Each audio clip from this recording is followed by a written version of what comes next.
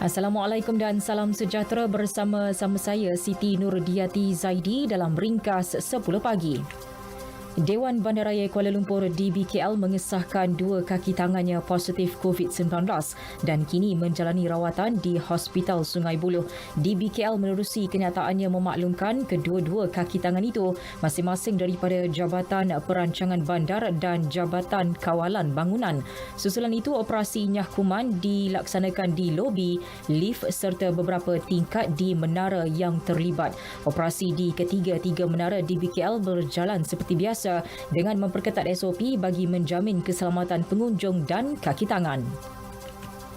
Semua operasi pasar malam dan pasar pagi bawah pentadbiran Majlis Bandaraya Johor Bahru MBJB ditutup sementara bermula hari ini. Menurut notis pemberitahuan MBJB, penutupan sementara itu adalah bagi mencegah penularan wabak COVID-19. Arahan tersebut melibatkan 2,649 peniaga pasar malam dan 822 peniaga pasar pagi.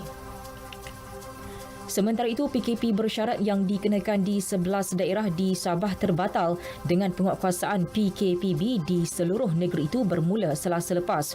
Menteri Kerajaan Tempatan dan Perumahan Sabah, Datuk Masidi Manjun berkata prosedur operasi standard SOP PKPB di seluruh negeri berkenaan ketika ini akan menggunapakai SOP yang dikeluarkan Majlis Keselamatan Negara. Semua SOP PKPB yang dikeluarkan sebelum ini tidak terpakai.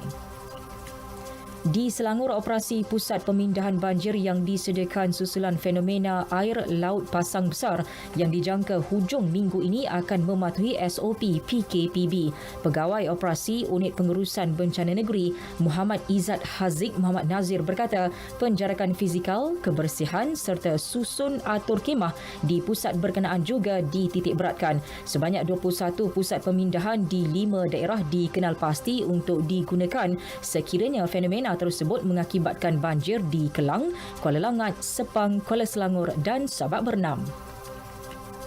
Juara dunia 7 kali MotoGP Valentino Rossi diuji positif COVID-19. Pelumba berusia 41 tahun itu akan terlepas perlumbaan Grand Prix Aragon yang dijadualkan hujung minggu ini. Keputusan ujian pantas PCR yang diambil Rossi adalah negatif, sama seperti ujian yang dijalankan pada Selasa. Bagaimanapun, keputusan ujian kedua yang dihantar kepadanya petang semalam didapati positif. Rossi yang kini dalam musim terakhirnya bersama pasukan Yamaha mengharungi musim sukar apabila terbabit dalam 3 kemalangan berturut-turut yang meletakkannya di tangga ke-13 kejuaraan dunia. Sekian berita yang disunting oleh Nur Syarida Shahabuddin dari Pusat Berita RTM. Assalamualaikum dan salam sejahtera.